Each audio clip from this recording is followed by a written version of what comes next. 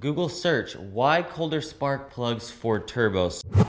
With the combustion temps being higher from more air being forced in, the plug needs to be able to dissipate the heat faster, thus necessitating a colder plug. Colder plugs dissipate the heat in the plug better, so the plug won't get so hot to ignite the air-fuel mixture before the plug fires, aka detonation, knock, etc. If it gets too hot up in there, the spark plug's about to go off.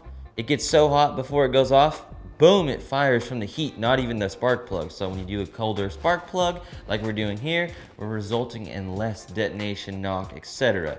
All part of ramping up the power and being safer. I'm gonna be honest here, I didn't do it when I should have done it. We didn't have any problems tuning or anything like that, so it's just me caught up in the moment. Don't be like me, just be proactive and do it. So we're gonna install these spark plugs and show you how to do it. It's dumb simple. This is a beginner level install. There's the stats you need in case you wanna go buy these yourselves, but I did order these from Panda Motorworks, a full maintenance package that includes spark plugs, oil change, and transmission fluid from Motul. So if you guys wanna get that, I highly recommend it, and here's why. They already pre-gapped the spark plug, so we don't need no shims, we don't need no tools. This is the most minimal job because Panda Motorworks did the work up front for us. So a huge shout out to them. I'll have a link in the description to order this package. Before we get installing, I wanted to say if you're new here, we're all about building confidence in the garage. If this is the first time you're working on a car or the 1,000th time, we're gonna be doing stuff all over the board for you, so I appreciate it. Make sure you hit that subscribe button if you like that idea. I would really appreciate it. Let's get into putting the spark plugs in and getting this thing running a little colder. This cover sits on like this. It has rubber mounts. You just pull on this side, pull on this side, and pull in the back, pull all around, and it'll come off easily. Super simple. Next tool, 8mm socket. Now I already did this on the leftmost side. What you need to know is that you see these silver bolts on the top left of the coil packs that are really obvious in the middle. Those two, the one on the left, there's a wire that tucks onto the post that bolts. So you got to get that off with a flathead screwdriver, and then the bolt is actually that post, and you'll take it off. There's a silver bolt at the bottom right of this plug over here, not the ticket. You don't need to take any of these wires off or anything. Just pull this black wire off. You'll understand when you get there. I don't want to bore you too much. So let's go ahead and do these two right here. We're going to take our 8mm and go ahead and take this off. Pull our plug housing, coil pack. This is a 5/8 socket. This is where you'd have a spark plug socket, but I actually don't have one. And what the difference is it has rubber inside the socket that slides onto the spark plug and kind of grips it. So when you pull it out, it comes with it. But I have a magnet right here that'll work just fine. Just be careful not to knock any dirt or loose debris into the cylinder, because this is opening you up right to the piston. If you don't plan on changing this for another 50,000 miles, I would put some anti-seize on this. But for me, I'll probably, if it was my car, I would change them in the next 20,000, so you don't even really gotta worry about it. The thread is pretty long, so don't lose your patience. And remember, this is an extremely important piece of the engine, and you don't want to force anything, cross thread anything. Have extra patience with this. It's very simple, but you do not want to force this. You could totally mess up the head of your motor in the block, and you'd be in some extreme trouble financially. But don't let that scare you. It's super straightforward. So I feel like it's coming out. I'm gonna go ahead and do it by hand. Keep twisting it. I'm gonna pull this out. I can see that it's loose in there. Grab my magnet. Be careful, don't knock any dirt in there. And there is our spark plug.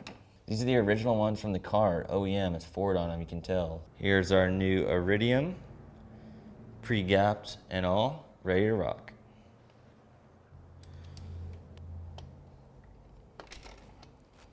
Kind of wiggle it around just a little bit. Let's try and get it seated in there. If you can't get it started, if you don't have a socket like I do made for this, I went and kind of touched the tip of it with my finger and centered it and kind of pushed it into the threads and then slid the socket over it, and now it's gotten started and it's all good now. I'm gonna take this guy off right here, the ratchet. The torque spec for these is 8.9 foot-pounds. I've got it set right here on my Harbor Freight torque wrench. Perfect. 8.9 foot-pounds, if you don't know, is not very much. So if you did this by hand, I would literally just go snug and then maybe like a millimeter more. no more. These are not something that you snug up super tight. And it sounds like it would come loose because it's under a lot of vibration, you would think, but it doesn't. Go ahead and take our coil pack, slide it back on, push it in rubber, take our bolt at the top left, screw it in by hand, make sure we don't cross thread it. Everything with spark plugs, I don't like to use power tools, just to be extra careful. Now these next two have part of the intake hose. They're 8mm bolts. Let's go ahead and take this guy off, get it out of the way. Flathead screwdriver, loosen these clamps. We can get in there real easy. You can see this has the same style of wire holder. It takes advantage of this little bolt right here. Pry up on it. Take our 8mm, put it on top of that stud, break it loose, and we're good to go. Moving forward, after we get this and put it back together, everything's straightforward. The plug to the left of it is even more simple, and the one on the far left I already did, and we just showed you the one in the middle left. So we're all good to go with all four. I know you guys can do this. I highly recommend ordering this package for your entire maintenance needs with the link in the description to Panda Motorworks, and get your ST running as healthy as possible. We're going to be doing the transmission fluid next, like I had mentioned earlier, and I just got a Turbo Smart blow-off valve in the mail today, so that'll be coming soon. And then we'll be just done with the car, and we'll get to enjoy our final time with it. And if anyone is looking for one of these cars for sale, and you like this one specifically, you're near Phoenix, you got money to spend extra for all these mods, I'm going to be saving you $3 or $4 grand and all the time to install it if you want a car that's rad like this. I love this thing to death. I'm sad we got to get rid of it, but we got to keep growing the channel so we can keep building comps in the garage and learn more about more cars.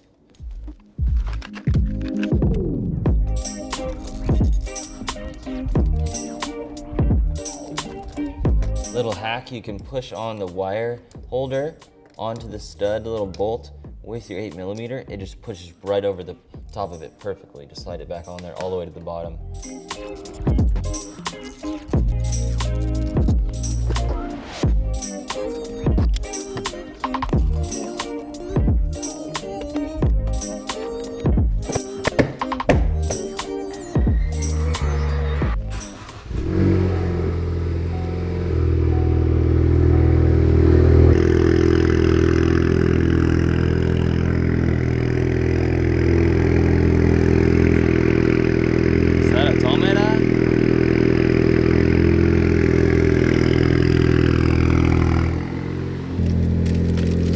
Post road trip trash.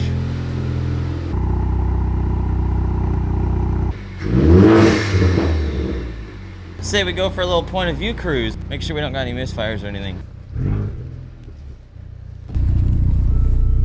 Oil temp is at 129. Wait till she gets to about 150 before we get a little sendy. Look, I just got a radar detector when I was leaving town the other day.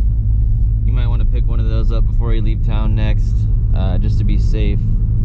I'll have a link in the description to this one on Amazon. It's the best bang for your buck in my opinion. It's like 140 or 50 bucks.